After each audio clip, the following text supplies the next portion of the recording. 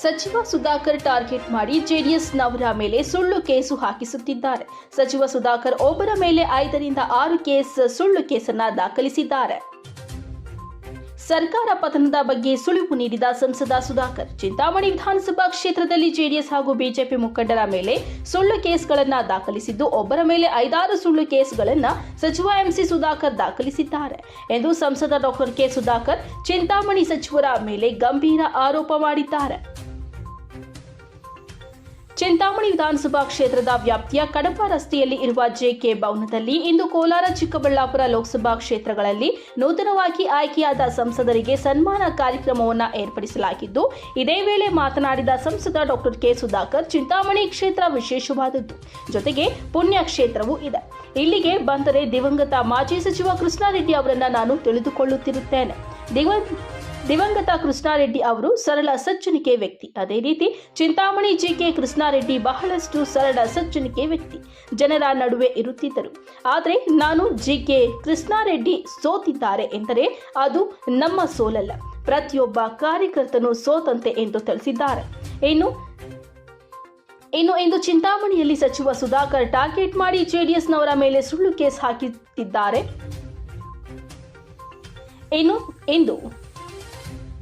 ಇಂದು ಚಿಂತಾಮಣಿಯಲ್ಲಿ ಸಚಿವ ಸುಧಾಕರ್ ಟಾರ್ಗೆಟ್ ಮಾಡಿ ಜೆಡಿಎಸ್ನವರ ಮೇಲೆ ಸುಳ್ಳು ಕೇಸ್ ಹಾಕುತ್ತಿದ್ದಾರೆ. ಒಬ್ಬರ ಮೇಲೆ 5-6 ಕೇಸ್ ಹಾಕುತ್ತಿದ್ದಾರೆ. ಆದರೆ ಇಂತಹ ಗೊಡ್ಡು ಬೆದರಿಕೆಗಳನ್ನು ಹಾಕಿದ್ರೆ ಯಾರೂ ಭಯಪಡುವುದಿಲ್ಲ. ಆದರೆ ಈಗಿನ ಸ್ಥಿತಿ ನೋಡುತ್ತಿದ್ದರೆ ಸರ್ಕಾರ ಯಾವಾಗ ಬೀಳುತ್ತೋ ಗೊತ್ತಿಲ್ಲ ಎಂದು ಸರ್ಕಾರದ ಪತನದ ಬಗ್ಗೆ ಸುಳಿವು ನೀಡಿದ್ದಾರೆ. ಮೋದಿ ಅವರು 3ನೇ ಬಾರಿ ಪ್ರಧಾನಿಯಾಗಿರುವುದು ನಮ್ಮ ಪುಣ್ಯ. ಈ ಭಾಗದಲ್ಲಿ 2 ಕ್ಷೇತ್ರಗಳಲ್ಲಿ ಸಂಸದನನ್ನಾಗಿ ಆಯ್ಕೆ ಮಾಡಿದ್ದೀರಾ. ಬಹಳಷ್ಟು ಅಭಿವೃದ್ಧಿಯನ್ನ ಕೃಷ್ಣಾರೆಡ್ಡಿ ಮಾಡಿ ಜನರ ಮಧ್ಯೆ ಇರುತ್ತಾರೆ.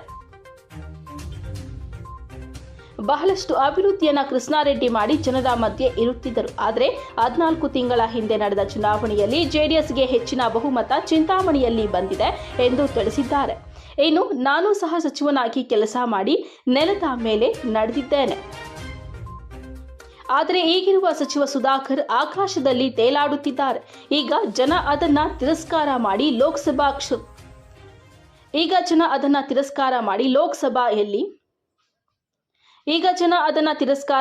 ಲೋಕಸಭೆಯಲ್ಲಿ ಕಾಂಗ್ರೆಸ್ ಕುಮಾರ್, ಮಾಜಿ ನಗರಸಭಾ ಸದಸ್ಯರಾದ ಅಲ್ಲಾ ಬಕಶ್, ಎಸ್ಪಿ ಅಕ್ಬರ್, ಕೊತ್ತೂರು ಬಾಬು, ಮಹೇಶ್ ಬಾಯ್, ಗೂಡೆ ಶ್ರೀನಿವಾಸ್,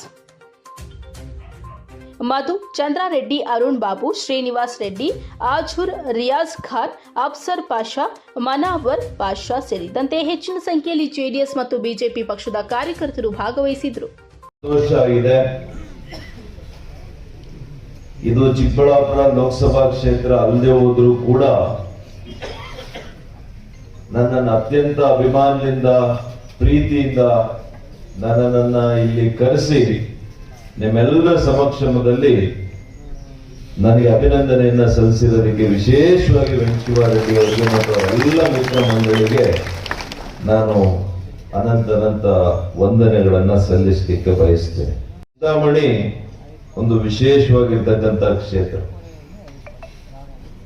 ಅತ್ಯಂತ ಪುಣ್ಯ ಕ್ಷೇತ್ರ ಕೂಡ ಕೈವಾರ ಇಲ್ಲೇ ಇದೆ. ನನಗೆ ಮೊದಲಿಂದ ಕೂಡ ಚಿಂತಾಮಣಿಯಲ್ಲಿ ದಿವಂಗತ ಕೆ ಕೃಷ್ಣಾರೆಡ್ಡಿ ಅವರನ್ನ ನೆನಪು ಮಾಡ್ಕೊಳ್ಳದೆ ಇದ್ರೆ ತಪ್ಪಾಗ್ತದೆ. ನನ್ನನ್ನು ಬಹಳಷ್ಟು ಪ್ರೀತಿ ಮಾಡ್ತಾ ಇದ್ರು, ವಿಶ್ವಾಸ ತೋರಿಸ್ತಾ ಇದ್ರು ಅವತ್ತು ಕೂಡ. ಮತ್ತು ನಮ್ಮ ಇನ್ನೊಬ್ರು ಹಿರಿಯರಿದ್ದಾರೆ, ನಾನು ಮರ್ತ್ಬಿಟ್ಟೆ ಹೇಳೋದು, ನಮ್ಮ ಶ್ರೀರಾಮ್ ರೆಡ್ಡಿ ಅಣ್ಣನವರು, ನಾವು ಅವರು ಬಹಳ ಆತ್ಮೀಯರಾಗಿರ್ತಾ ಇದ್ರು. ದಿವಂಗತ ಕೆ ಕೃಷ್ಣಾರೆಡ್ಡಿ ಅವರು ಅತ್ಯಂತ ಸರಳ ಸಜ್ಜನಿಕೆಯಿಂದ ಜನರ ಮಧ್ಯೆನೇ ಇದ್ದು ಆಡಳಿತ ಕೊಟ್ಟಂತವರಲ್ಲಿ ಬಹಳ ಪ್ರಮುಖರು ಅಂತ ನಾನು ತಿಳ್ಕೊಂಡಿದ್ದೆ. ಅದೇ ದಾರಿಯಲ್ಲಿ ಜನರ ಮಧ್ಯೆನೇ ಇದ್ದು ಉಪಸಭಾಪತಿ ಆಗಿದ್ರು ಕೂಡ ಹೆಚ್ಚಿನ ಸಮಯ ಅವರು ಚಿಂತಾಮಣಿಯಲ್ಲೇ ಇದ್ದು ಜನರ ಸಂಕಷ್ಟವನ್ನ ಆಲಿಸಿ ಸಂಕಷ್ಟಕ್ಕೆ ಪರಿಹಾರವನ್ನ ಒದಗಿಸ್ತಾ ಇದ್ದಂಥವರು ನಿಜವಾಗ್ಲೂ ಕೂಡ ನಾನು ಹೇಳ್ತೇನೆ, ಅದು ಜಿಕೆ ಕೃಷ್ಣಾರೆಡ್ಡಿ ಅವರು.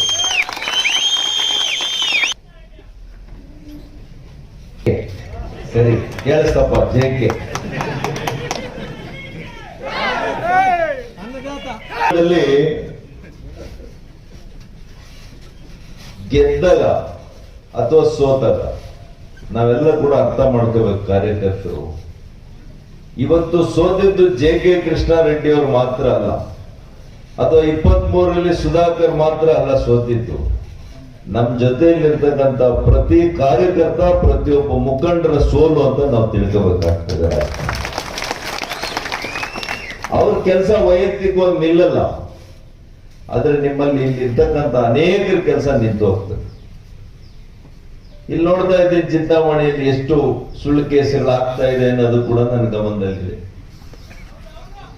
ಟಾರ್ಗೆಟ್ ಮಾಡಿ JDS-ನವರು ಯಾರೆಲ್ಲ ಇದ್ದಾರೆ, ಬಿಜೆಪಿ ಕಾರ್ಯಕರ್ತರು ಯಾರಿದ್ದಾರೆ, ಅವ್ರ ಮೇಲೆ ಕೇಸ್ ಆಗ್ತಾ ಇದೆ. ನಮ್ಮ ಪಕ್ಷದ ಪ್ರತಾಪ್ ಅವರು ಹೇಳ್ತಾರೆ, ಇಲ್ಲಿ ಕೂಡ ಕೇಸುಗಳಾಗ್ತಾ ಇದೆ. ಶ್ರೀನಿವಾಸ್ ರೆಡ್ಡಿ ಅವರು ಹೇಳ್ತಾ ಇದ್ದಾರೆ. ಒಬ್ಬೊಬ್ಬರ ಮೇಲೆ 5, 6, 7 ಎದುರಿಸೋದು. ನೀವು ಇನ್ಮೇಲೆ ನಮ್ಮ ವಿರುದ್ಧ ನಿಲ್ಲಬಾರದು ಅಂತೇಳಿ ಇಂಥ ದೊಡ್ಡ ಬೆದರಿಕೆಗಳಿಗೆ ಯಾರಾದ್ರೂ ಎದುರ್ತೀರ? ಇಲ್ಲಿ ಒಬ್ಬರು ಎದುರೋದಿಲ್ಲ. ಬೆಳೆಸ್ತಾ ಹೋಗಿ ನೀವು ಅದೆಷ್ಟು ಕೇಸುಗಳು ಹಾಕ್ತೀರಿ, ಇನ್ನೇನು ಅದು ಸಮಯ ಬಂದಂಗೆ ಆಗ್ತಾ ಇದೆ. ಬಹುಶಃ ನಾನೇನೋ ಇನ್ನ 3.5 ವರ್ಷ ಇದೆ ಅನ್ಕೊಂಡಿದ್ದೆ. ಈಗ ನೋಡ್ತಾ ಇದ್ರೆ ಅದೇನು 3 ತಿಂಗಳು ಇರುತ್ತೋ ಏನಿರುತ್ತೋ ನನ್ಗೆ ಗೊತ್ತಿಲ್ಲ. ನಾನು ಇನ್ನೂ ಕೂಡ ವೆಂಕಟೇಶ್ವರಣ್ಣನ ದೀರ್ಘವಾಗಿ ಮಾತಾಡ್ಲಿಲ್ಲ. ನಾನು ಇವತ್ತು ದೆಹಲಿಯಿಂದ ಏರ್ಪೋರ್ಟ್ ಬಂದು ಏರ್ಪೋರ್ಟ್ ಇಂದ ನೇರವಾಗಿ ನಿಮ್ಮಲ್ಲಿ ಬಂದಿದ್ದೆ. ಹಾಗಾಗಿ ಹೆಚ್ಚು ರಾಜ್ಯದ ವಿಷಯಗಳು ತಿಳ್ಕೊಳಕ್ ಆಗ್ಲಿಲ್ಲ. ಪಾದಯಾತ್ರೆಯಲ್ಲಿ ಕೂಡ ಪಾಲ್ಗೊಳ್ಬೇಕಾಗಿತ್ತು ನಾನು, ಮಲ್ಲೇಶ್ ಬಾಬುರು. ನಿನ್ನೆ ರಾತ್ರಿ 8 ಗಂಟೆವರೆಗೂ ಕೂಡ ಸದನ ನಡೀತು ದೆಹಲಿ. ನಿನ್ನೆ ವಿಶೇಷವಾಗಿ ಆರೋಗ್ಯ ಕ್ಷೇತ್ರದಲ್ಲಿ ಡಿಮ್ಯಾಂಡ್ಸ್ ಇತ್ತು. ಅದಕ್ಕೆ ನಾನು ಅದನ್ನ ಆರೋಗ್ಯ ಸಚಿವನಾಗಿ 2 ಸಲ ಕೆಲಸ ಮಾಡಿದ್ಮೇಲೆ ನನ್ನ ಧರ್ಮ ಅಲ್ವಾ ಈ ದೇಶದಲ್ಲಿ ಯಾವ ರೀತಿ ಆರೋಗ್ಯ ಕ್ಷೇತ್ರ ಇರಬೇಕು ಅಂತೇಳಿ ನಾನು ಕೆಲವು ಸಲಹೆಗಳನ್ನ ಕೊಡುವಂತ ಕೆಲಸ ಮಾಡಬೇಕು ಅಂತ ರಾತ್ರಿ 8 ಗಂಟೆವರೆಗೂ ಅಲ್ಲೇ ಇತ್ತು. ನಾನು ಪೇಪರ್ಸ್ ಎಲ್ಲ ಕೊಟ್ಟು ಬಂದಿದ್ದೀನಿ. ಹಾಗಾಗಿ ಬಂಧುಗಳೇ, ಇವತ್ತು ಈ ಕೇಂದ್ರದಲ್ಲಿ ಮಾನ್ಯ ನರೇಂದ್ರ ಮೋದಿ ಅವರು 3ನೇ ಅವಧಿಗೆ ಪ್ರಧಾನಮಂತ್ರಿಗಳಾಗಿರುವಂತದ್ದು ಇದು ಒಂದು ಚರಿತ್ರೆ. ಇದೊಂದು ಐತಿಹಾಸಿಕ ಘಟನೆ.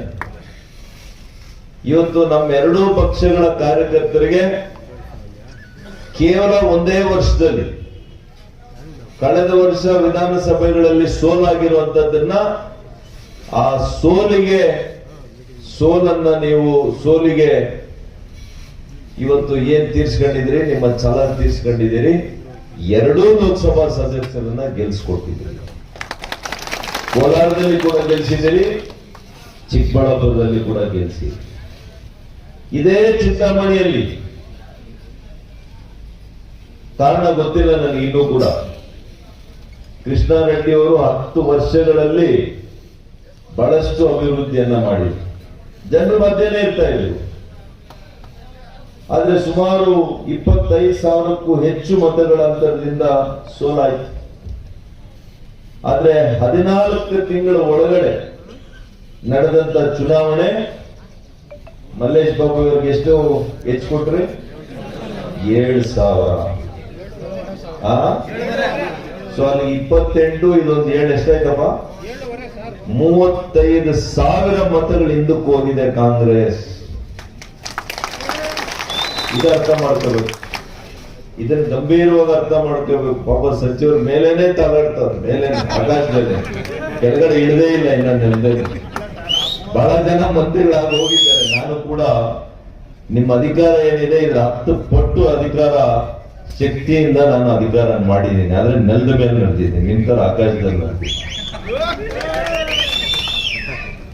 35,000 ಜನ ನಿಮ್ಮ ವಿರುದ್ಧವಾಗಿ ಮತ ಕೊಟ್ಟಿದ್ದಾರೆ. ನಿಮಗೆ ಕೊಟ್ಟಂತವ್ರು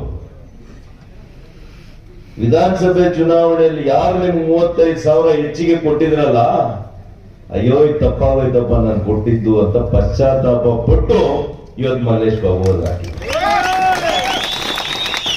ನಾನು ಹೀಗೆ ತಾನೇ ವ್ಯಾಖ್ಯಾನ ಮಾಡಬೇಕು.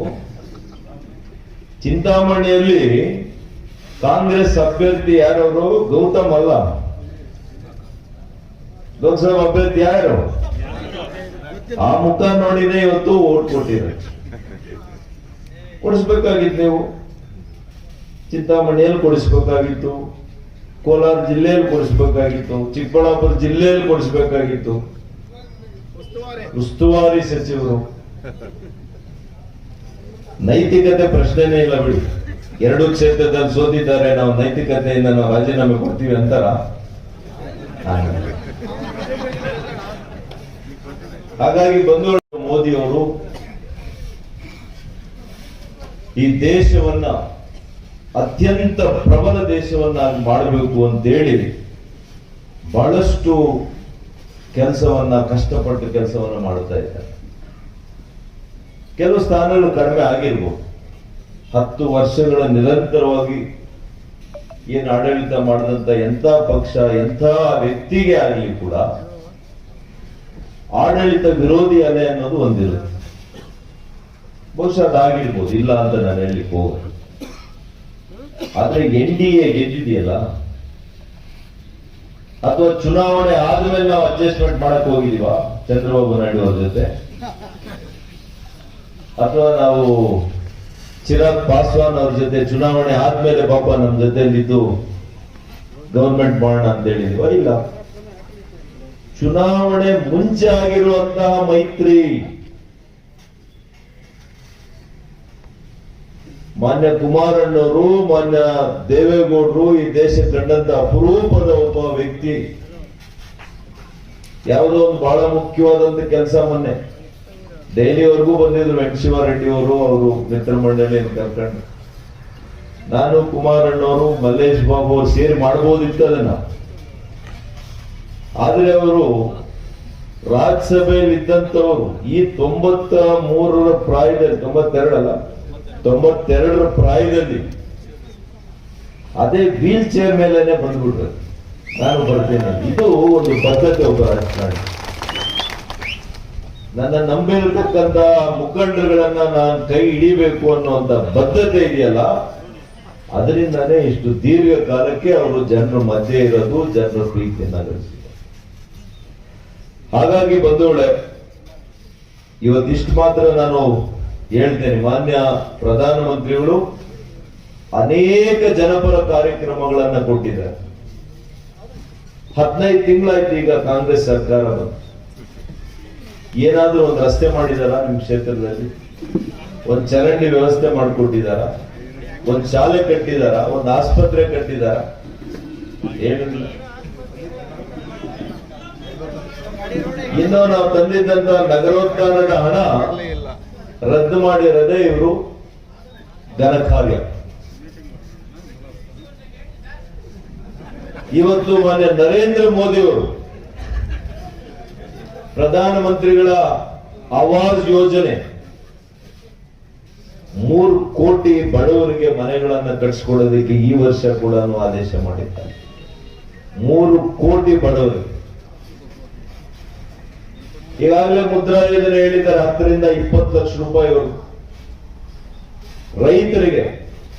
ಹಿಂದೆಂದೂ ಕೂಡ ಕೊಟ್ಟಿಲ್ಲ ಅಷ್ಟು ದೊಡ್ಡ ರೀತಿಯ ಸಾಲಗಳನ್ನ ಅತ್ಯಂತ ಕಡಿಮೆ ಬಡ್ಡಿ ದರದಲ್ಲಿ ಕೊಡ್ಲಿಕ್ಕೆ. ನಾನು ಇದೆಲ್ಲ ಹೇಳಿದೆ. ನಾನು ಇವ್ರ ಕಾಲದಲ್ಲಿ ರಾಗಿ ಎಷ್ಟು ಕೊಡ್ತಾ ಇದ್ರು, ನಮ್ ಕಾಲದಲ್ಲಿ ರಾಗಿಗೆ ಬೆಂಬಲ ಬೆಲೆ ಎಷ್ಟು ಕೊಡ್ತಾ ಇದ್ದೀವಿ ಬಹುಶಃ ನೀವು ನೋಡಿರ್ಬೋದು. ಸದನದಲ್ಲಿ ಹೇಳಿದೆ ನಾನು. ನೀರಾವರಿ ಕೂಡ ಅಷ್ಟೇ. ನಾನು ನಿಮಗೆ ಮಾತು ಕೊಡ್ತಾ ಇದ್ದೇನೆ ಇವತ್ತು. ನಾನು, ಮಲ್ಲೇಶ್ ಬಾಬುರವರು ಈ ಭಾಗಕ್ಕೆ ಮಾನ್ಯ ಕುಮಾರಣ್ಣವರು ನಾವು ಸೇರ್ಕೊಂಡು ನೀರಾವರಿಯನ್ನ, ಶಾಶ್ವತ ನೀರಾವರಿಯನ್ನ ಈ ಭಾಗಕ್ಕೆ ತಂದುಕೊಡುವಂಥದ್ದು ನಮ್ಮ ಕೆಲಸ. ಇದು ನಮ್ಮ ಕರ್ತವ್ಯ, ಇದು ನಮ್ಮ ಬದ್ಧತೆ. ಎಷ್ಟೇ ಕಷ್ಟ ಬರಲಿ, ಎಷ್ಟೇ ಅಡ್ಡಿ ಆತಂಕಗಳಾಗ್ಲಿ, ನಾವು ಈ ಯೋಜನೆಯನ್ನ ತಂದು ತರದೇ ತರ್ತೀವಿ. ನಾನು 100 ಯೋಜನೆ ಹೇಳ್ಬೋದು ಬೇರೆ, ನಾನು ಅದ್ ಮಾಡ್ತೇನೆ ಇದು ಮಾಡ್ತೇನೆ ಅಂತೇಳಿ. ಇದೆಲ್ಲದಕ್ಕಿಂತ ಕೂಡ ನನಗೆ ಮುಖ್ಯ ಇರುವಂತದ್ದು ಶಾಶ್ವತವಾಗಿ ನೀರಾವರಿ ಯೋಜನೆಯನ್ನ ತಂದುಕೊಡ್ಬೇಕು. ಶಾಶ್ವತವಾಗಿ ನನ್ನ ರೈತರು, ಯಾಕೆಂದ್ರೆ ಒಬ್ಬ ರೈತನ ಮಗನಾಗಿ ಆ ರೈತರ ಋಣ ತೀರಿಸಿಕೊಳ್ಳುವಂತ ಕೆಲಸ ಈ ಜೀವನದಲ್ಲಿ ಮಾಡಬೇಕು ಅಂತ ಆಸೆ ಇತ್ತು. ಬದ್ಧತೆಯಿಂದ ಮಾಡುವಂತ ಕೆಲಸ ಅಂತ ನಿಮಗೆ ಮನವಿ ಮಾಡ್ತೇನೆ. ಹಾಗಾಗಿ ಬಂಧುಗಳೇ, ಇವತ್ತು ಶಿಡ್ಲಘಟ್ಟ ಚಿಂತಾಮಣಿಯ ಹೆಚ್ಚಿನ ಜನರು ಚಿಕ್ಕಬಳ್ಳಾಪುರಕ್ಕೆ ಬರ್ತೀರಿ. ನಾವೇನ್ ಬೇರೆ ಅಲ್ಲ. ಈಗೇನು ಎರಡೂ ಪಕ್ಷಗಳು ಒಂದೇ ಆಗಿದೆ, ಎರಡೂ ಮೈತ್ರಿ ಒಂದೇ ಆಗಿದೆ. ನಾನು ಮೊದಲಿನಿಂದ ಹೇಳಿದ್ದೇನೆ, ನಾನು ಹಿಂದಿನ ಪಕ್ಷದಲ್ಲಿ ಇದ್ದಾಗೂ ಕೂಡ ನಾನು ಯಾವತ್ತೂ JK ರೆಡ್ಡಿ ಅವ್ರನ್ನ ಬಿಟ್ಕೊಟ್ಟಿಲ್ಲ. ಅವಾಗೂ ಕೂಡ ಅವ್ರ ಕೆಲಸ ಮಾಡ್ಕೊಳ್ತಾ ಇದ್ದೆ. ಇನ್ನು ನಾನು ಸಚಿವನಾಗಿದ್ದಾಗ ವೆಂಕಟೇಶ್ವರ ರೆಡ್ಡಿ ಅಣ್ಣವರೇ ಮಂತ್ರಿ ಇದ್ದಂಗೆ ಎಲ್ಲ ರೂಲ್ ಮಾಡೋರು. ಅವರೇ ಸೈನ್ ಒಂದು ನಾನು ಮಾಡ್ತಾ ಇದ್ದೆ. ಹಾಗಾಗಿ ನಾನು ಎಲ್ಲ ನಮ್ಮ ಅಧಿಕೃತವಾಗಿ ಮೈತ್ರಿ ಆಗಕ್ ಮುಂಚೆನೆ ಎರಡೂ ಜಿಲ್ಲೆ ನಮ್ಮ ಮೈತ್ರಿ ಆಗೋಗಿತ್ತು. ಅಂದ್ರೆ ಜನರ ಅಭಿವೃದ್ಧಿ ದೃಷ್ಟಿಕೋನದಲ್ಲಿ ನಾನು ಹೇಳೋದು, ರಾಜಕಾರಣ ದೃಷ್ಟಿಕೋನ ಅಲ್ಲ, ಅಭಿವೃದ್ಧಿಯ ದೃಷ್ಟಿಕೋನದಿಂದ ರೈತರಿಗೆ, ಮಹಿಳೆಯರಿಗೆ, ಹಿಂದುಳಿದ ವರ್ಗದ ಬಡವರಿಗೆ ಅಭಿವೃದ್ಧಿ ವಿಚಾರದಲ್ಲಿ ನಾವು ಮೈತ್ರಿಯನ್ನ ಮಾಡ್ತೇವೆ.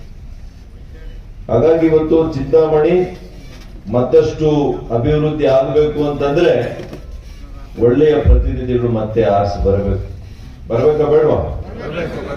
ಅದಕ್ಕೆಲ್ಲ ಈಗಲಿಂದಾನೇ ಸಿದ್ಧತೆಗಳನ್ನ ನೀವು ಮಾಡ್ಕೋಬೇಕಾಗ್ತದೆ. ಇದೇ ಇವ್ರೇನ್ ನೋಡಿದ್ರೆ ಜಿಲ್ಲಾ ಪಂಚಾಯತಿ, ತಾಲೂಕ್ ಪಂಚಾಯತಿ ಚುನಾವಣೆಗಳು ಕೂಡ ಮಾಡುವಂಗ್ ಕಾಣಲ್ಲ. ಈ MP ರಿಸಲ್ಟ್ಸ್ ನೋಡಿದ್ಮೇಲೆ ಯಾವ ಚುನಾವಣೆಗೂ ಹೋಗಕ್ಕೆ ಅವ್ರಿಗೆ ಧೈರ್ಯ ಬರ್ತಾ ಇಲ್ಲ. ಇಲ್ಲಪ್ಪ, ಇಂಥ ಒಳ್ಳೆ ಜನ ಇರೋಗ್ ಯಾಕ್ರಿ ಅಂತ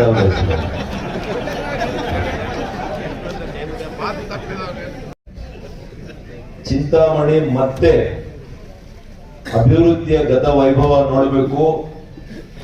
ಜನರಿಗೆ ಸ್ಪಂದಿಸುವಂತ ವ್ಯಕ್ತಿ ಇರಬೇಕು.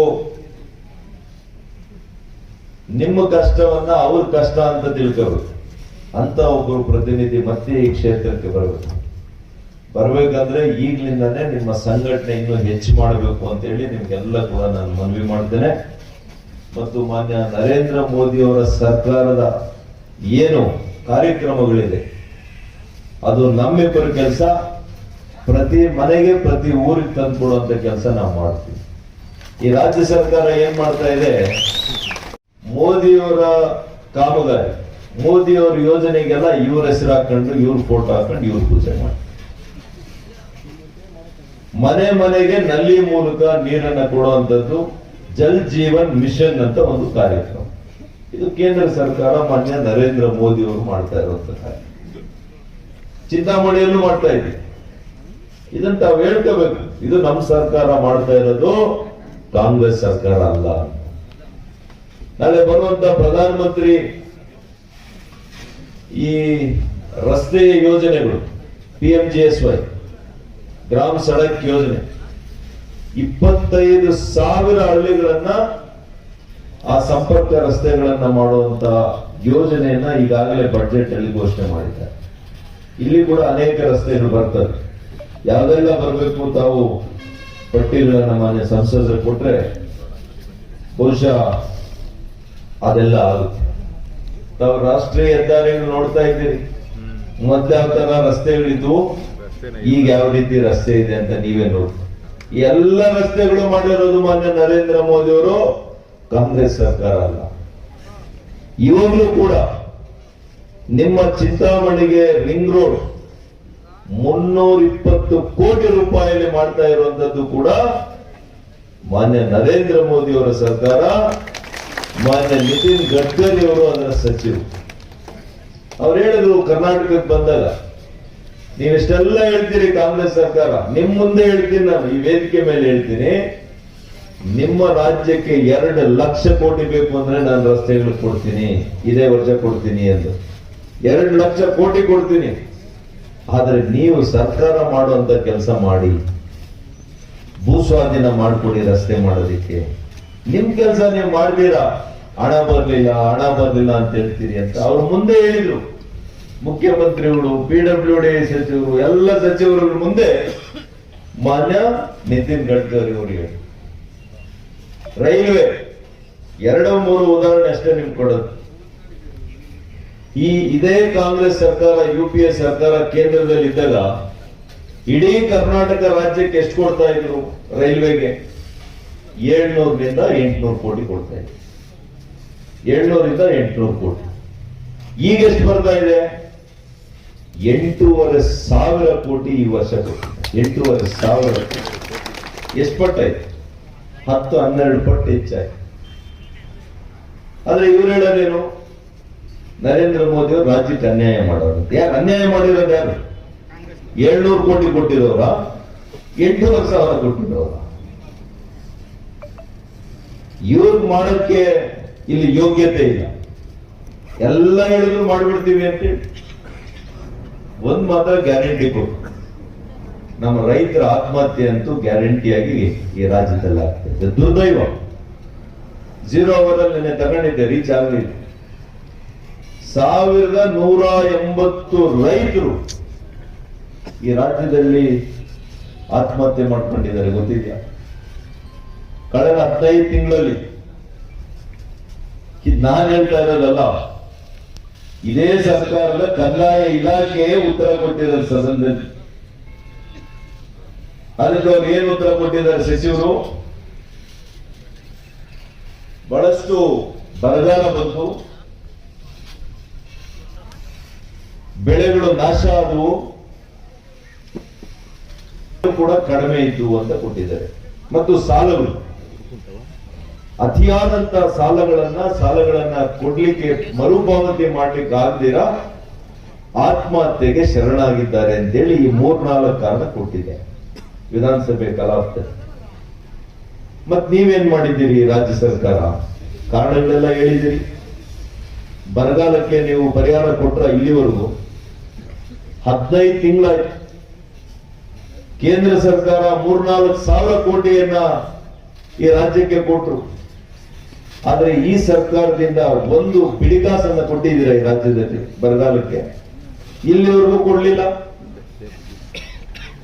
ಸಹಕಾರ ಕ್ಷೇತ್ರಗಳಲ್ಲಿ, ಸಹಕಾರ ಬ್ಯಾಂಕ್ಗಳಲ್ಲಿ ಇರ್ತಕ್ಕಂಥ ಎಲ್ಲಾ ಸಾಲಗಳು ರೈತರದು. ಬಡ್ಡಿಯನ್ನ, ಅಸಲನ್ನ ಮನ್ನಾ ಮಾಡ್ತೀವಿ ಅಂತ ಹೇಳಿದ್ರಿ. ಮಾಡಿದಾರಾ? ನೀವೇನೋ ಮಾಡ್ತೀರಿ ಅಂತ ಪಾಪ ನಮ್ಮ ರೈತರು ಕಾತ್ಕೊಂಡವ್ರು. ಸ್ತ್ರೀ ಶಕ್ತಿ ಸಂಘಗಳು ಅದೇ ಮಹಾ 7,000 ಕೋಟಿ ನಾವೆಲ್ಲ ಮಾಡ್ಬಿಡ್ತೀವಿ ಅಂತ. ಅದು ಕೂಡ ಮಾಡ್ಲಿಲ್ಲ. ಈ ಕಡೆ ನೋಡಿ, ಅತಿಯಾದಂತ ಬರಗಾಲ ಇತ್ತು ಕಳೆದ ವರ್ಷ. ಒಂದ್ ಕಡೆ ಸಾಲಗಳು, ನಿಮ್ಮ ನೀತಿ ಕೆಟ್ಟಿರ್ತಕ್ಕಂಥ ಯೋಜನೆಗಳು, ರೈತರನ್ನ ಬದುಕಿಸೋದು ಬಿಟ್ಟು ರೈತರ ಬದುಕನ್ನ ಹಾಳು ಮಾಡಿದ್ದೀರಿ. ಬದುಕು ಹಾಳಾಗ್ಲಿ, ಬದುಕೆ ಕಿತ್ಕೊಂಡಿದ್ದೀರಿ.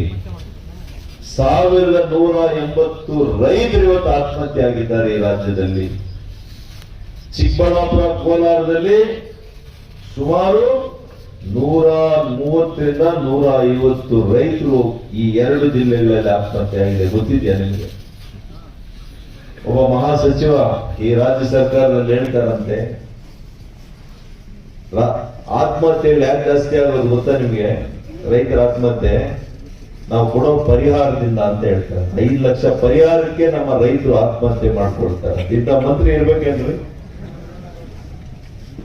5 ಲಕ್ಷ ಪರಿಹಾರ ಕೊಡ್ತಾರೆ, ಆತ್ಮಹತ್ಯೆ ಆಗ್ತದೆ ಅಂತೇಳಿ ಆತ್ಮಹತ್ಯೆ ಹೆಚ್ಚಾಗ್ತಾ ಇದೆ ಅಂತ ಹೇಳ್ತಾರೆ ಒಬ್ರು ಸಚಿವರು. ಇಂಥ ಮಾನಗೆಟ್ಟ ಸಚಿವರನ್ನ ಈ ಸರ್ಕಾರದಲ್ಲಿ ಉಳಿಸ್ಕೊಂಡವ್ರಲ್ಲ. ಇನ್ನೊಬ್ಬ ಸಚಿವರು ಹೇಳ್ತಾರೆ, ಯಾವ್ದು ಆತ್ಮಹತ್ಯೆನೇ ಆಗಿಲ್ಲ, ಇದೆಲ್ಲ ಬೋಗಸ್. ಹೀಗೆ ರೈತರ ಬಗ್ಗೆ ಬಹಳ ಲಘುವಾಗಿ ಪರಿಗಣಿಸಿದ್ದಾರೆ. ಆದ್ರೆ ಮಾನ್ಯ ಪ್ರಧಾನಮಂತ್ರಿಗಳು ಹಗಲಿರುಳು ಕೂಡ ಯಾವ ರೀತಿ ರೈತರ ಬದುಕು ಬಂಗಾರ ಆಗ್ಬೇಕು, ಬದುಕು ಹಸಿನಾಗಬೇಕು, ಏನ್ ಕಾರ್ಯಕ್ರಮ ಕೊಡಬೇಕು, ಏನ್ ಯೋಜನೆ ಕೊಡಬೇಕು. ರಷ್ಯಾ ಉಕ್ರೇನ್ ಒಂದ್ ಕಡೆ ಯುದ್ಧ ನಡೀತಾ ಇದೆ. ಬೇರೆ ಎಲ್ಲ ದೇಶಗಳಲ್ಲಿ ಕೂಡ ಇವತ್ತು ಡೀಸೆಲ್ ಬೆಲೆ, ಪೆಟ್ರೋಲ್ ಬೆಲೆ ಅಥವಾ ಹಣದುಬ್ಬರಗಳು, ನಾವು ಬಳಸುವಂತ, ರೈತರು ಬಳಸುವಂತ ಹಣಗೊಬ್ಬರ ಎಲ್ಲ ಬಹಳಷ್ಟು ಹೆಚ್ಚಾಗಿದೆ, ತುಟ್ಟಿಯಾಗಿದೆ. ಆದ್ರೆ ನಮ್ಮ ದೇಶದಲ್ಲಿ ಅದೇ ಬೆಲೆಯನ್ನ ಇಟ್ಕೊಂಡಿದ್ದಾರೆ. ಇದನ್ನ ಅರ್ಥ ಮಾಡ್ಕೊಳ್ಳಿ. ನಮಗೆಲ್ಲರೂ ಕೂಡ ಹೇಳಿದ್ದಾರೆ, ಕೇಂದ್ರ ಸರ್ಕಾರದಿಂದ ಯಾವೆಲ್ಲ ಯೋಜನೆಗಳನ್ನ ನಾವು ತರುವಂತ ನಿಟ್ಟಿನಲ್ಲಿ ಯಾವ್ಯಾವ ರೀತಿ 2 ತಿಂಗಳಿಂದ ಕೇಂದ್ರ ಸರ್ಕಾರದ ಜೊತೆಯಲ್ಲಿ ಮಾನ್ಯ ಪ್ರಧಾನಮಂತ್ರಿಗಳಿರ್ಬೋದು, ಮಾನ್ಯ ಮಂತ್ರಿಗಳಿರ್ಬೋದು, ಎಲ್ಲರ ಜೊತೆಯಲ್ಲಿ ಇವತ್ತು ಚರ್ಚೆಗಳನ್ನು ಮಾಡಿ ಯಾವೆಲ್ಲ ಯೋಜನೆಗಳನ್ನ ಇವತ್ತು ನಾವು ಈ ಭಾಗಕ್ಕೆ ತರಬೇಕು ಅನ್ನುವಂಥದ್ದನ್ನ ಸಂಕಲ್ಪವನ್ನ ತೊಟ್ಟಿರ್ತಕ್ಕಂಥದ್ದು.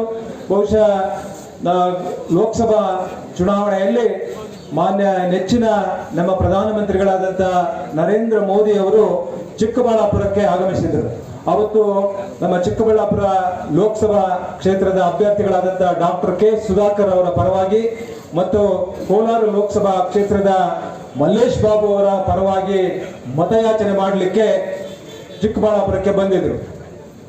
ಅವರ ಜೊತೆಯಲ್ಲಿ ಆವತ್ತಿನ ಸಂದರ್ಭದಲ್ಲಿ ನಮ್ಮ ನೆಚ್ಚಿನ ರಾಷ್ಟ್ರೀಯ ಪಕ್ಷದ ಅಧ್ಯಕ್ಷರಾದಂಥ ಮಾಜಿ ಪ್ರಧಾನಮಂತ್ರಿಗಳಾದಂಥ HD ದೇವೇಗೌಡರು ಆ ಒಂದು ವೇದಿಕೆಯನ್ನು ಹಂಚಿಕೊಂಡಿದ್ರು. ಅವತ್ತು ಎಷ್ಟು ರಭಸವಾಗಿ ಅವತ್ತು ಮಾತನಾಡಿದ್ರು. 2 ಅಭ್ಯರ್ಥಿಗಳು ಗೆಲ್ಲಲೇಬೇಕು, ಜೊತೆಗೆ ಅವರು ನಮ್ಮ ನೆಚ್ಚಿನ ಪ್ರಧಾನಮಂತ್ರಿಗಳ ಮುಂದೆ ಒಂದು ವಿಚಾರವನ್ನು ಬಿಟ್ಟರು. ಏನು ಅಂತ ಹೇಳಿದ್ರೆ, ನೀರು ನಮ್ಮ ಜಿಲ್ಲೆಗಳಿಗೆ ಬರಬೇಕು ಅನ್ನುವಂಥದ್ದನ್ನ ಎಷ್ಟು ರಭಸವಾಗಿ ನಿಜವಾಗ್ಲೂ ಕೂಡ ಸುಧಾಕರ್ ಅವರು ಹೇಳ್ತಾ ಇದ್ರು. 92 ವರ್ಷದಲ್ಲಿ ಅವರು ಅಷ್ಟು ಆಕ್ರೋಶ ಇತ್ತು ಅವರಿಗೆ. ಆದ್ರೆ ಕೃಷ್ಣಾ ನದಿ ನೀರಿನ ಹಕ್ಕು ನಮ್ಗೇನಿದೆ, ಆದ್ರೆ ಇವತ್ತುವರೆಗೂ ಕೂಡ ಯಾರು ತರ್ಲಿಕ್ಕೆ ಆಗ್ಲಿಲ್ಲ. ಇವತ್ತು ನಾನು ಸಾಯುವಷ್ಟರಲ್ಲಿ, ನಾನು ಈ ಒಂದು ಇದು ಬಿಟ್ಟು ನಾನು ಹೋಗುವಷ್ಟರಲ್ಲಿ ನಿಮ್ಮ ಈ 2 ಜಿಲ್ಲೆಗಳಿಗೆ ನಾನು ಕೃಷ್ಣಾ ನದಿಯ ನೀರನ್ನ ತರಿಸ್ಕೊಡ್ತೇನೆ ಎನ್ನುವಂತ ಒಂದು ಭರವಸೆಯನ್ನ ಅವತ್ತು ವೇದಿಕೆ ಮೇಲೆ ಕೊಟ್ಟರು. ಬಹುಶಃ ಇವತ್ತು ದೇವೇಗೌಡರು ಪ್ರಧಾನಮಂತ್ರಿಗಳ ಹತ್ರ ಮಾತನಾಡಿ ಇವತ್ತು ಕೃಷ್ಣಾ ನದಿಯ ನೀರನ್ನ ನಮಗೆ ತರಿಸುವಂತ ಅದರಲ್ಲಿ ಪ್ರಮುಖವಾಗಿ ಅವರು ಮುಂದೆ ನಿಂತಿದ್ದಾರೆ. ಅವರ ಜೊತೆಯಲ್ಲಿ ನಮ್ಮ ಸಂಸದರಾದಂಥ ಸುಧಾಕರ್ ಅವರು ಮತ್ತು ನಮ್ಮ ಮತ್ತೋರ್ವ ಸಂಸದರಾದಂಥ ಮಲ್ಲೇಶ್ ಬಾಬು ಅವರು ಕೂಡ ಅವರಿಗೆ ಸಾಥ್ ಕೊಟ್ಟು ಈ ಜಿಲ್ಲೆಯ ಆ ಒಂದು ಕೃಷ್ಣಾ ನದಿಯ ನೀರನ್ನ ನಮ್ಮ ಜಿಲ್ಲೆಗಳಿಗೆ ತಂದು ಕೊಡುವಂತ ಕೆಲಸವನ್ನ ಮಾಡ್ತೇವೆ ಎನ್ನುವಂತ ಸಂಕಲ್ಪವನ್ನು ಕೂಡ ಇವತ್ತು ಅವರು ತೊಟ್ಟಿದ್ದಾರೆ. ಹಾಗಾಗಿ ಆ ನೀರು ಈ ಜಿಲ್ಲೆಗಳಿಗೆ ಬರುವಂತವರೆಗೂ ಕೂಡ ನೀವು ಅದರ ಬೆನ್ನೆತ್ತಬೇಕು ಅನ್ನುವಂಥದ್ದ. ಅದಕ್ಕೆ ನಮ್ಮ ಇಬ್ಬರೂ ಸಂಸದರಿಗೆ ಇವತ್ತು ನಾನು ನಿಮ್ಮೆಲ್ಲರ ಸಮಕ್ಷಮದಲ್ಲಿ ಅವರಿಗೆ ವಿನಂತಿಯನ್ನ ಮಾಡ್ತೇನೆ. ಈ ಜೊತೆಗೆ ನಾವು ಈ ಕಾರ್ಯಕ್ರಮ ಬಹಳ ಇನ್ನೂ ಯಶಸ್ಸಾಗಿ ನಾವು ಮಾಡಬೇಕು ಅಂತಿದ್ವಿ.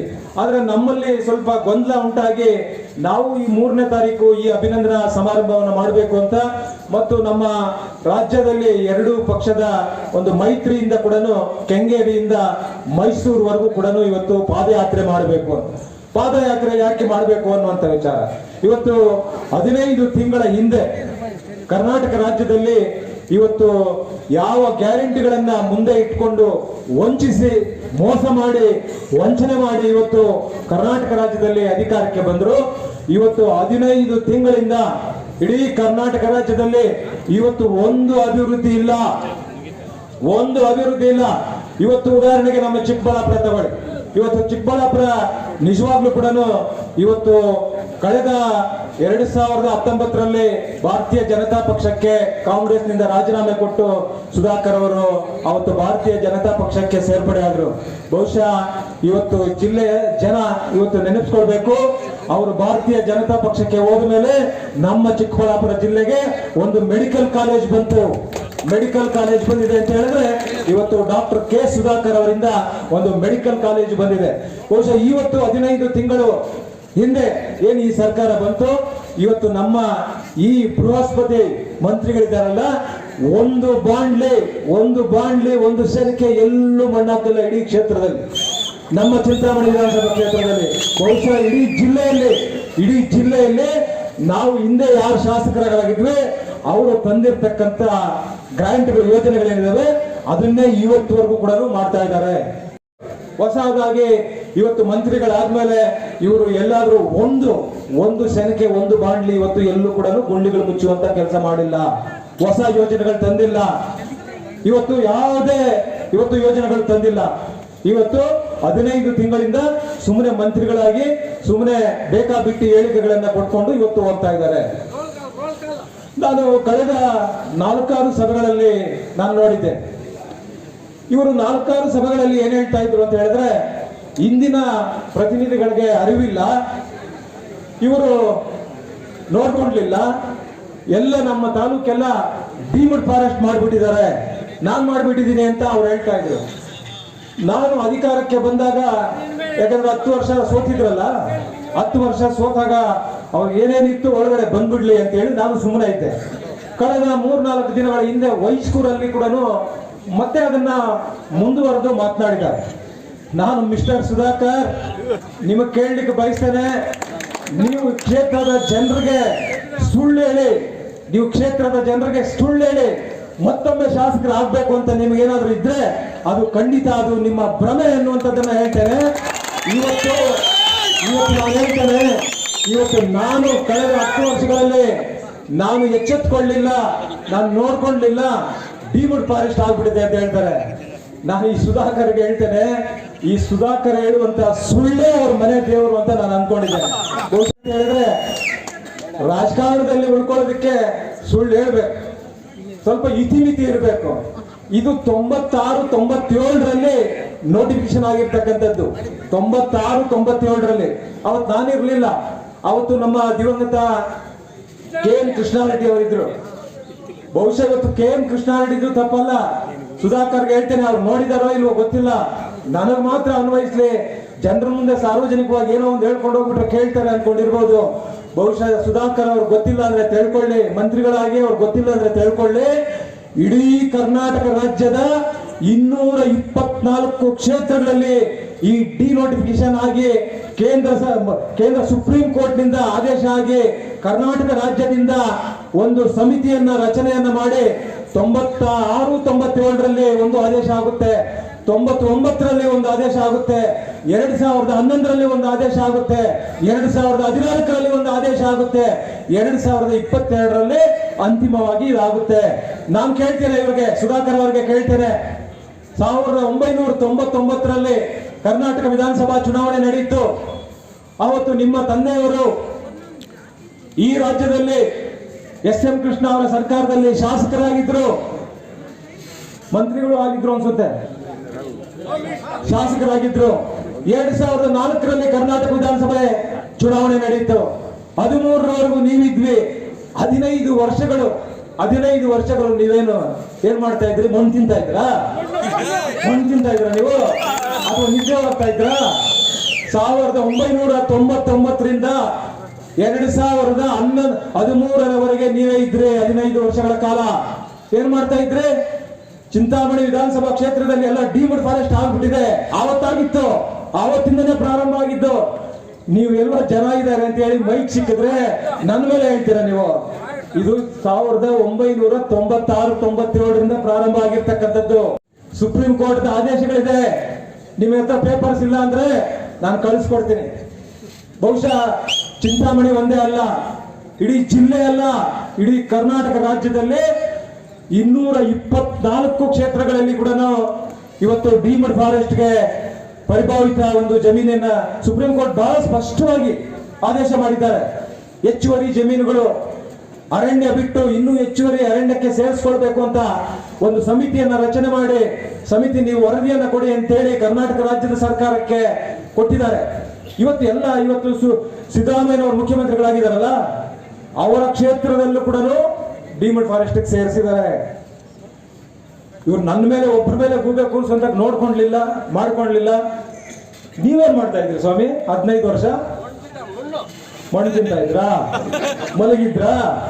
ಏನ್ ಮಾಡ್ತಾ ಇದ್ರಿ? ಇವತ್ತು ಈ ರೀತಿ ಸುಳ್ಳುಗಳು ಹೇಳುವಂತದ್ದನ್ನ ಇಲ್ಲಿಗೆ ಬಿಡಬೇಕು.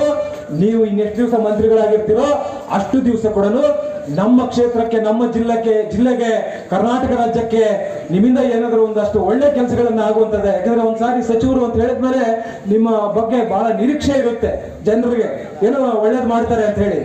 ಆದ್ರೆ 15 ತಿಂಗಳಲ್ಲಿ ಯಾವುದೇ ರೀತಿಯಾದಂತ ನಿರೀಕ್ಷೆಗಳು ನಿಮ್ಮಿಂದ ಬಂದಿಲ್ಲ, ಜನರಿಗೆ ಸಿಗಲಿಲ್ಲ. ಇನ್ನು ಮುಂದಾದರೂ ಈ ಸುಳ್ಳುಗಳು ಹೇಳುವುದಂತದನ್ನ ಬಿಟ್ಟು ಅಭಿವೃದ್ಧಿ ಕಡೆ ಗಮನ ಹರಿಸಿ ಅನ್ನುವಂತ ಮಾತನ್ನ ಈ ಸಂದರ್ಭದಲ್ಲಿ ನಾನು ಹೇಳಲಿಕ್ಕೆ ನಾನು ಬಯಸ್ತೇನೆ. ರಾಹುಲ್ ಗಾಂಧಿ ಅವರು ಎಷ್ಟು ರಭಸವಾಗಿ ಹೇಳ್ತಾ ಇದ್ರು ಅಂದ್ರೆ, ಲೋಕಸಭಾ ಚುನಾವಣೆಯಲ್ಲಿ ನೀವು ಕಾಂಗ್ರೆಸ್ಗೆ ಬೆಂಬಲವನ್ನ ಕೊಡಿ, 1 ತಿಂಗಳಿಗೆ 1 ವರ್ಷಕ್ಕೆ ಪ್ರತಿಯೊಬ್ಬರಿಗೂ ಕೂಡ ಮಹಿಳೆಯರಿಗೆ 1 ಲಕ್ಷ ನಿಮ್ಮ ಅಕೌಂಟ್ ಬರುತ್ತೆ, ಪಟಾಪಟ್ ಕಡಾಕಟ್ ಅಂತ ಹೇಳ್ತಾ ಇದ್ದೆ. ಕಡಾಕಟ್ ಅಂತ ಇವ್ರು ನಾನು ಅಂದ್ಕೊಳ್ತಾ ಇದ್ದೆ, ಎಷ್ಟು ರಭಸವಾಗಿ ಕಡಾಕಟ್ ಅಂತ ಹೇಳ್ತಾ ಇದ್ರಲ್ಲ. ಬಹುಶಃ ನಾನು ಇವ್ರು ಕಟಾಕಟ್ ಅನ್ನುವಂಥದ್ದನ್ನ ಈ ರಾಜ್ಯ ಸರ್ಕಾರದಲ್ಲಿ ಇರ್ತಕ್ಕಂಥ ಮುಖ್ಯಮಂತ್ರಿಗಳ ಆದಿಯಾಗಿ ಇವತ್ತು ಎಲ್ಲರೂ ಕೂಡ ಯಾವ ರೀತಿ ಕಟಾಕಟ್ ಅಂತ ಮಾಡಿದ್ರು ಅಂತ ಹೇಳಿದ್ರೆ, ವಸಂತ ನಗರ ಶಾಖೆಯಿಂದ MG ರೋಡ್ ಶಾಖೆಗೆ 187 ಕೋಟಿ ಕಟಾಕಟ್ ಅಂತ ಟ್ರಾನ್ಸ್ಫರ್. ಕಟಾಕಟ್ ಅಂತ MG ರೋಡ್ ಶಾಖೆಯಿಂದ ಹೈದರಾಬಾದ್ ಅಲ್ಲಿ ಬಂಜಾರ ಇರಿಸಲಿರ್ತಕ್ಕಂಥ ರತ್ನಾಕರ್ ಬ್ಯಾಂಕ್ ಲಿಮಿಟೆಡ್ ಮತ್ತು ಇನ್ನೊಂದು ಫಸ್ಟ್ ಬ್ಯಾಂಕ್, ಈ ಬ್ಯಾಂಕ್ಗಳಿಗೆ 89 ಕೋಟಿ 62 ಲಕ್ಷ ಕಡಾಕಟ್ ಟ್ರಾನ್ಸ್ಫರ್. ಎಷ್ಟು ವೇಗವಾಗಿ ರಾಹುಲ್ ಗಾಂಧಿ ಅವರು ಹೇಳಿದ್ರಂದ್ರೆ, ಬಹುಶಃ ಕರ್ನಾಟಕ ಸರ್ಕಾರ ಇದನ್ನೆಲ್ಲ ಪಾಲನೆ ಮಾಡಿ ಅಧಿಕಾರಿಗಳ ಮುಖಾಂತರ ಪಟಾಪಟ್ ಎಷ್ಟು ವೇಗವಾಗಿ MG ರೋಡ್ ಬಂತು, ಎಷ್ಟು ವೇಗವಾಗಿ ಹೈದರಾಬಾದ್ಗೆ ಹೋಯ್ತು. ನೀವು, ನಾನು ಹೇಳ್ತೇನೆ, ನಾಚಿಕೆಗೆಟ್ಟ ಸರ್ಕಾರ, ಮಾನಗೆಗೆಟ್ಟ ಸರ್ಕಾರ. ಇವತ್ತು ರಾಜ್ಯದಲ್ಲಿ ಮುಖ್ಯಮಂತ್ರಿಗಳು, ಆರ್ಥಿಕ ಸಚಿವರು ಕೂಡ ಅವರೇ ಇದ್ದಾರೆ. 187 ಕೋಟಿ ಮಾನ್ಯ ಮುಖ್ಯಮಂತ್ರಿಗಳು ಹೇಳ್ತಾರೆ ಸದನದಲ್ಲಿ, ಮಾನ್ಯ ಅಧ್ಯಕ್ಷರೇ ಇವ್ರು ಯಾರಿಗೂ ಗೊತ್ತಿಲ್ಲ ಅಂತಾರೆ. 187 ಅಲ್ಲ, 89 ಕೋಟಿ 62 ಲಕ್ಷ. ಅರೆ, ನಾಚಿಕೆ ಆಗಲ್ವ ನಿಮ್ಮ ಬಾಯಿಂದ? ಯಾಕಂದ್ರೆ ಯಾವಾಗಲೂ ಸಾಮಾನ್ಯವಾಗಿ ನಾವು ಎನ್ಕ್ವೈರಿಗೆ ಒಂದು ನೇಮಕ ಮಾಡಿದ್ದೇವೆ, ವರದಿ ಬರಲಿ ಅನ್ನುವಂಥದ್ದನ್ನ ನಾವು ಕೇಳ್ತೇವೆ. ಆದ್ರೆ ಸದನದಲ್ಲಿ ಸತ್ಯವನ್ನ ಒಪ್ಕೊಂಡಿರ್ತಕ್ಕಂಥ ನೀವು ಒಂದು ಕ್ಷಣ ನಿಮ್ಮ ಆ ಒಂದು ಇದರಲ್ಲಿ ಇರ್ತಕ್ಕಂಥದಕ್ಕೆ ನಿಮಗೆ ನೈತಿಕತೆ ಇಲ್ಲ. ನೀವು ರಾಜೀನಾಮೆಯನ್ನ ಕೊಡಬೇಕು. ಯಾಕೆಂದ್ರೆ ನೀವು ದಲಿತರ ಹಣವನ್ನ ತಿಂದಿರ್ತಕ್ಕಂಥದ್ದು. ಇದು ಯಾರು ಎಲ್ಲಿ ಹೋಗಿರೋದು? ಲಿಕ್ಕರ್ ಟ್ರೇಡರ್ಸ್ಗೆ, ರೈತರಿಗೆ, ಲಿಕ್ಕರ್ ಟ್ರೇಡರ್ಸ್ಗೂ ಏನಪ್ಪ ಸಂಬಂಧ? ಲೋಕಸಭಾ ಚುನಾವಣೆ ನಡೀತಾ ಇತ್ತು ತೆಲಂಗಾಣದಲ್ಲಿ ಮತ್ತು ಬಳ್ಳಾರಿಯಲ್ಲಿ. ಅಲ್ಲಿಂದ ಬಳ್ಳಾರಿಗೆ ಬಂತು, ಅಲ್ಲಿಂದ ಇನ್ನೆಲ್ಲೆಲ್ಲೋ ತೆಲಂಗಾಣದಲ್ಲಿ ಬೇರೆ ಬೇರೆ ಕ್ಷೇತ್ರಗಳಿಗೆ ಹೋಯ್ತು. 20 ಕೋಟಿ ಒಬ್ಬ ಲಿಕ್ಕರ್ ಟ್ರೇಡರ್ಸ್ ಅಕೌಂಟ್ಗೆ ಹೋಗುತ್ತೆ ಅಂತ ಹೇಳಿದ್ರೆ ನೀವು ಇರ್ಬೇಕಾ? ಒಂದು ಕ್ಷಣ ಕೂಡ ಇರಬಾರ್ದು. ನೀವು ಅಹಿಂದ ಅಂತ ಹೇಳಿ ಕಟ್ಕೊಂಡು, ಅಹಿಂದ ಅಂದ್ರೆ ಏನು? ಅಲ್ಲಿ ಆ ಸದನದಲ್ಲಿ ಹೇಳ್ತಾ ಇದ್ರು, ದಲಿತರು ಅಂತ ಹೇಳ್ಬಾರ್ದು, ಪರಿಶಿಷ್ಟ ಜಾತಿ, ಪರಿಶಿಷ್ಟ ಪಂಗಡ ಅಂತ ಹೇಳ್ಬೇಕು ಅಂತ. ಅಹಿಂದ ಅಂದ್ರೆ ಏನಪ್ಪ? ಅಲ್ಪಸಂಖ್ಯಾತರು, ಹಿಂದುಳಿದವರು, ದಲಿತರು. ನಿಮ್ಮ ಅಹಿಂದದಲ್ಲೇ ನೀವು ದಲಿತರು ಅಂತ ಇಟ್ಕೊಂಡು ಅಲ್ಲಿ ಸದನದಲ್ಲಿ ನೀವು ಪಾಠ ಮಾಡಕ್ ಹೋಗ್ತೀರಾ? ಈಗಾಗಲೇ ನೀವು ಅನ್ನುವಂಥದ್ದನ್ನ ನುಂಗಾಕಿದ್ದೀರಾ. ಆದ್ರೆ ನೀವು ಇವತ್ತು ಯಾರು ಪರಿಶಿಷ್ಟ ಜಾತಿಗೆ ಸೇರ್ಬೇಕಾಗಿರ್ತಕ್ಕಂಥ, ಒಂದು ಪರಿಶಿಷ್ಟ ಪಂಗಡಕ್ಕೆ ಸೇರ್ಬೇಕಾಗಿರ್ತಕ್ಕಂಥ ಹಣವನ್ನ 187 ಕೋಟಿ ಅವ್ರಿಗೆ ಇವತ್ತು ಲೋನ್ಗಳು ಕೊಡುವಂತ ಹಣ, ಅವ್ರಿಗೆ ಗಂಗಾ ಕಲ್ಯಾಣಿ ಯೋಜನೆ ಅಡಿಯಲ್ಲಿ ಬೋರ್ವೆಲ್ಸ್ ಕೊರೆಸುವಂತ ಹಣ, ಇವತ್ತು ಸಬ್ಸಿಡಿ ರೂಪದಲ್ಲಿ ಲೋನ್ಗಳು ಕೊಡುವಂತ ಹಣ, ಹಾಸ್ಟೆಲ್ಗಳಲ್ಲಿ, ಕಾಲೇಜ್ಗಳಲ್ಲಿ ಓದ್ತಕ್ಕಂಥ ವಿದ್ಯಾರ್ಥಿಗಳಿಗೆ ಇವತ್ತು ಸ್ಕಾಲರ್ಶಿಪ್ ಕೊಡುವಂತ ಹಣ, ಇವತ್ತು ಪರಿಶಿಷ್ಟ ಪಂಗಡ, ಪರಿಶಿಷ್ಟ ಜಾತಿಯವರು ಇವತ್ತು ಎಲ್ಲಿ ವಾಸ ಮಾಡ್ತಾ ಇರ್ತಾರೆ ಅಲ್ಲಿ ಆ ರಸ್ತೆಗಳ ನಿರ್ಮಾಣ, CC ರಸ್ತೆಗಳನ್ನ ನಿರ್ಮಾಣ ಮಾಡುವಂತ ಹಣ, ಬೀದಿ ದೀಪಗಳ ಹಣ, ಕುಡಿಯುವ ನೀರಿನ ಹಣ. ಇವತ್ತು ನೀವು ಈ ಪೈಪಾಟ್ಲಲ್ಲಿ ಇವತ್ತು ನೀವು ಲೂಟಿ ಮಾಡಿದ್ದೀರಲ್ಲ, ಸುಮ್ಮನೆ ಕೂತಿದ್ದೀರಲ್ಲ. ನಿಮ್ಮ DK ಶಿವಕುಮಾರ್ ಹೇಳ್ತಾರೆ, ಅಯೋಗ್ಯ ನನ್ನ ಮಕ್ಕಳು ಯಾರೋ ಮಾಡ್ಬಿಟ್ಟಿರೋದು ಅಂತ. ನಮ್ ಇಲ್ಲೊಬ್ಬ ಇದ್ದ ಕಮಿಷನರ್ ಪದ್ಮನಾಭ ಅಂತಿದ್ದ. ಅವನು ಅದು ಹೆಂಗೆ MD ಆಗ್ಬಿಟ್ನೋ ಗೊತ್ತಿಲ್ಲ. MD ಆಗ್ಬಿಟ್ಟ, 187 ಕೋಟಿ ಎಲ್ಲ ಲಪ್ಟಾಯಿಸಿದೆ. ನೀವು SC ST ಹಣವನ್ನೇನೆ ಬಿಟ್ಟಿಲ್ಲ ಅಂತ ಹೇಳಿದ್ರೆ ಇನ್ನು ಯಾರನ್ನು ಬಿಡ್ತೀರಾ ನೀವು? ನಾನು ಇವತ್ತು ಕೂಡ ಒತ್ತಾಯ ಮಾಡ್ತೇನೆ ಈ ರಾಜ್ಯದ ಮುಖ್ಯಮಂತ್ರಿಗಳಿಗೆ, ನೀವು, ಯಾಕಂದ್ರೆ ನಿಮ್ಗೆ ಒಳ್ಳೆ ಹೆಸರಿತ್ತು, ಒಳ್ಳೆ ಗೌರವ ಇತ್ತು. ನಾನು ಸುಧಾಕರ್ ಅವರೆಲ್ಲ ಅಸೆಂಬ್ಲಿಯಲ್ಲಿ ಇದ್ದಾಗ ಸಿದ್ದರಾಮಯ್ಯನವ್ರು ಏನಾದರೂ ಮಾತನಾಡಲಿಕ್ಕೆ ನಿಂತ್ಕೊಂಡ್ರೆ ಅವರ ಮಾತುಗಳನ್ನ ಒಂದೊಂದು ಮಾತನ್ನ ಕೂಡ ಇಯರ್ಫೋನ್ ಹಾಕೊಂಡು ನಾವು ಕೇಳ್ತಾ ಇದ್ವಿ. ಬಹಳ ಬುದ್ಧಿವಂತರು, ಬಹಳ ಒಳ್ಳೆ ಗುಡ್ ಸ್ಪೀಕರ್ ಅವರು. ನಿಜವಾಗ್ಲೂ ಕೂಡ ನಾವು ಅವರ ಮಾತುಗಳು ಕೇಳಬೇಕು, ಅವರ ವಿಚಾರಗಳನ್ನ ನಮ್ಮ ತಲೆಯಲ್ಲಿ ತುಂಬಿಕೊಳ್ಬೇಕು. ಇದು ಸಾಮಾಜಿಕವಾಗಿ ಎಲ್ಲಾದ್ರೂ ಒಳ್ಳೆ ಮಾತುಗಳನ್ನ ಹೇಳಲಿಕ್ಕೆ ನಮಗೂ ಕೂಡ ಅವಕಾಶ ಸಿಗುತ್ತೆ ಅನ್ನುವಂಥದ್ದನ್ನು ಕೇಳ್ತಾ ಇದ್ವಿ. ಆದ್ರೆ ನಿಮ್ಮನ್ನ ನಾವು ಕೂಡ ಫಾಲೋ ಮಾಡ್ತಾ ಇದ್ವಲ್ಲ, ಒಳ್ಳೆ ಬುದ್ಧಿವಂತರು, ವಿಚಾರವಂತರು, ನೀವು ಆದರ್ಶರಾಗಬೇಕಾಗಿತ್ತು. ಆದ್ರೆ ಇವತ್ತು ನಿಮ್ಮ ಅವಧಿಯಲ್ಲಿ, ನಿಮ್ಮ ಕಾಲದಲ್ಲಿ ಇವತ್ತು 187 ಕೋಟಿ ಇವತ್ತು ಈ ರೀತಿ ಲೂಟಿ ಮಾಡಿದಾಗ ನೀವು ನಿಜವಾಗ್ಲೂ ಕೂಡ ನೀವು ರಾಜೀನಾಮೆ ಕೊಟ್ಟಿದ್ರೆ ಬಹುಶಃ ದೇಶದ ರಾಜಕಾರಣದ ಇತಿಹಾಸದ ಪುಟಗಳಲ್ಲಿ ನೀವು ಸೇರ್ತಾ ಇದ್ರಿ. ಯಾಕೆಂದ್ರೆ 83ರಲ್ಲಿ ರಾಮಕೃಷ್ಣ ಹೆಗಡೆ ಅವರು ಮುಖ್ಯಮಂತ್ರಿಗಳಿದ್ದಾಗ ಒಂದು ಟೆಲಿಫೋನ್ ಹಗರಣ ಬಂತು. ಟೆಲಿಫೋನ್ ಕದ್ದಾಲಿಕೆ ಬಂದ ತಕ್ಷಣ ನನ್ನ ಅವಧಿಯಲ್ಲಿ ಇಂಥ ಒಂದು ಟೆಲಿಫೋನ್ ಕದ್ದಾಲಿಕೆ ಆದ್ರೆ ಒಂದು ಕ್ಷಣ ನಾನು ಇರೋದಿಲ್ಲ ಅಂತ ರಾಜೀನಾಮೆಯನ್ನು ಕೊಟ್ಟರು. ಕೇಂದ್ರದಲ್ಲಿ ರೈಲ್ವೆ ಮಂತ್ರಿಗಳು ರೈಲು ಆಕ್ಸಿಡೆಂಟ್ ಆಗಿದ್ದಕ್ಕೆ, ಮಂತ್ರಿಗಳಿಗೂ ಪಾಪ ರೈಲು ಆಕ್ಸಿಡೆಂಟ್ಗೆ ಏನ್ ಸಂಬಂಧ? ಆದ್ರೆ ನನ್ನ ಅವಧಿಯಲ್ಲಿ ಒಂದು ರೈಲು ಆಕ್ಸಿಡೆಂಟ್ ಅಂತ ಹೇಳಿದ್ರೆ, ರೈಲು ಆಕ್ಸಿಡೆಂಟ್ ಆಗಿದ ತಕ್ಷಣ ಕೇಂದ್ರ ರೈಲ್ವೆ ಮಂತ್ರಿಗಳು ರಾಜೀನಾಮೆ ಕೊಟ್ಟು ಹೊರಗೆ ಬರ್ತಾರೆ. ನೀವು ನಿಜವಾಗ್ಲೂ ಕೂಡ ನೀವು ನನ್ನ ಅವಧಿಯಲ್ಲಿ ಇಂಥ ಘಟನೆ ನಡೆದಿದೆ, ನಾನು ಒಂದು ಕ್ಷಣ ಇರೋದಿಲ್ಲ ಅಂತೇನೋ ನೀವು ರಾಜೀನಾಮೆ ಕೊಟ್ಟು ನಿಜವಾಗ್ಲೂ ಕೂಡ ನೀವು ಹೊರಗೆ ಬಂದಿದ್ರೆ ಬಹುಶಃ ಇವತ್ತು ನೀವು ದೇಶದ ರಾಜಕೀಯ ಇತಿಹಾಸದಲ್ಲಿ ಪುಟಗಳಲ್ಲಿ ನೀವು ನಿಂತು ಹೋಗ್ತಾ ಇದ್ರಿ. ಆದ್ರೆ ನೀವು ಅದೆಲ್ಲ ಪೂರ್ತಿ ಆದ್ಮೇಲೆ ನೀವು ತಪ್ಪಿತಸ್ಥರಲ್ಲ ಅಂತ ಹೇಳಿ ಆದ್ಮೇಲೆ ನೀವು ಬಂದು ಅಧಿಕಾರ ಸ್ವೀಕಾರ ಮಾಡಿ ಸಂತೋಷ. ಈಗಲೂ ಕೂಡ ಕಾಲ ಮಿಂಚಿಲ್ಲ. ಸಿದ್ದರಾಮಯ್ಯನವರು ಇನ್ನೂ ಅವಮಾನಗಳು ಬೀಳೋದಕ್ಕಿಂತ ಮೊದಲೇ ನೀವು ರಾಜೀನಾಮೆ ಕೊಟ್ಟು ಈ ಕರ್ನಾಟಕ ರಾಜ್ಯದ ಗೌರವವನ್ನು ಉಳಿಸಬೇಕು ಅನ್ನುವಂತ ಒತ್ತಾಯವನ್ನ ಈ ವೇದಿಕೆ ಮುಖೇನ ಇವತ್ತು ನಾನು ಮಾಡಲಿಕ್ಕೆ ಬಯಸ್ತೇನೆ. ಇವತ್ತಿಂದ ನಮ್ಮ ಬಿಜೆಪಿ JDS ಮೈತ್ರಿ ಇಂದ ಪಾದಯಾತ್ರೆ ಮೈತ್ರಿ ಸ್ವಾಧೀನ ಆದ್ರೆ ನಾನು ಎಲ್ಲಿ ದುಡ್ಡು ತಗೊಳ್ಬೇಕು? ಇಲ್ಲಿ ತಗೊಳ್ಬೇಕು. ಆದ್ರೆ ನಾನು ಹೋಗಿ ಬೆಂಗಳೂರು ಅಭಿವೃದ್ಧಿ ಪ್ರಾಧಿಕಾರದಲ್ಲಿ ಸೈಟ್ಗಳು ತಗೊಳ್ಳ. ಇವತ್ತು ನೀವು ರಾಜ್ಯದ ಮುಖ್ಯಮಂತ್ರಿಗಳಾಗಿ ನಿಮ್ಮ ಪತ್ನಿಯ ಹೆಸರಿಗೆ ನೀವು ಬೇರೆ ಕಡೆ ನಿಮ್ಮ ಜಮೀನು ಸ್ವಾಧೀನ, ಆ ಜಮೀನ್ದು ಬೇರೆ ಕಥೆ ಇದೆ. ಆ ಜಮೀನ್ದು ಕೂಡ ಈ ಜವರಾ ಅಲಿಯಾಸ್ ನಿಂಗ ಅಲಿಯಾಸ್ ಜವರಾ ಅನ್ನುವನ್ನ ಜಮೀನು, ಅದು ಪರಿಶಿಷ್ಟ ಜಾತಿಗೆ ಸಂಬಂಧಪಟ್ಟಿರ್ತಕ್ಕಂಥ ಜಮೀನು. ಅವನು ಸತ್ತೋದ್ಮೇಲೆ ಡಿನೋಟಿಫಿಕೇಶನ್ ಮಾಡ್ತಾರೆ. ಡಿನೋಟಿಫಿಕೇಶನ್ ಮನುಷ್ಯರೇ ಇಲ್ಲ. ಅದು ಬಹಳ ದೊಡ್ಡ ಕಥೆ ಇದೆ. ಅದಕ್ಕಾಗಿ ಇವತ್ತು ಮೈಸೂರಿಗೆ ಪಾದಯಾತ್ರೆ ಏನು ಹೋಗ್ತಾ ಇದೆ, ನಾವು ಕೂಡ ಈ ಕಾರ್ಯಕ್ರಮ ನಿಗದಿ ಆಗಿದೆ ಅಂತ ಹೇಳಿ ಇವತ್ತು ಕಾರ್ಯಕ್ರಮಕ್ಕೆ ನಮ್ಮ ಸಂಸದರಾದಂಥ ಡಾಕ್ಟರ್ ಸುಧಾಕರ್ ಅವರಿಗೆ ಮತ್ತು ನಮ್ಮ ಸಂಸದರಾದಂಥ ಮಲ್ಲೇಶ್ ಬಾಬು ಅವರಿಗೆ, ಇಲ್ಲ ನೀವು ಬರಲೇಬೇಕು, ಈ ಕಾರ್ಯಕ್ರಮ ಮುಗಿಸ್ಕೊಂಡು ಒಟ್ಟಿಗೆ ನಾವೆಲ್ಲರೂ ಕೂಡ ಪಾದಯಾತ್ರೆಗೆ ಜಾಯಿನ್ ಆಗೋಣ. ನಾಳೆ ಬೆಳಗ್ಗೆಯಿಂದ ನಾವು ಕೂಡ ಜಾಯಿನ್ ಆಗ್ತೇವೆ. ಇದು ಮೂಢ ಹಗರಣ ಕೂಡ ಬಹಳ ದೊಡ್ಡ ಹಗರಣ. ಇವತ್ತು ಮುಖ್ಯಮಂತ್ರಿಗಳ ಮೇಲೇನೆ ಅದರ ಆರೋಪ ಇರ್ತಕ್ಕಂಥದ್ದು, ಅವರ ಪತ್ನಿ ಹೆಸರಲ್ಲಿ ಇರ್ತಕ್ಕಂಥದ್ದು. ಹಾಗಾಗಿ ಬಹಳ ದೊಡ್ಡ ಮಟ್ಟದಲ್ಲಿ ಇವತ್ತು ಪಾದಯಾತ್ರೆ ಪ್ರಾರಂಭ ಆಗಿದೆ. ನಾವೆಲ್ಲರೂ ಕೂಡ ನಾಳೆ ಬೆಳಗ್ಗೆ ಪಾದಯಾತ್ರೆಗೆ ಜಾಯಿನ್ ಆಗ್ತಾ ಇದ್ದೇವೆ. ನಿಖಿಲ್ ಕುಮಾರಸ್ವಾಮಿ ಅವರು ನಿನ್ನೆ ದೂರವಾಣಿಯಲ್ಲಿ ಮಾತನಾಡಿ ನಮಗೆ ಒಂದು ಸಂದೇಶವನ್ನು ಕೊಟ್ಟಿದ್ದಾರೆ. ನಮ್ಮ JDS ಪಕ್ಷದಿಂದ, ಬಹುಶಃ ಬಿಜೆಪಿಯಿಂದ ಗೋಪಿಯಣ್ಣ ಅವರು ಎಲ್ಲರನ್ನು ನೇಮಕ ಮಾಡಿರ್ಬೋದು, ಆದರೆ JDS ನಿಂದ ಕೂಡ ವಾಲಂಟಿಯರ್ಸ್ ಒಂದು 100 ಜನ ಅಲ್ಲಿ ಬರ್ಲಿಕ್ಕೆ ಹೇಳಿ ಅಂತ ಹೇಳಿದ್ರು.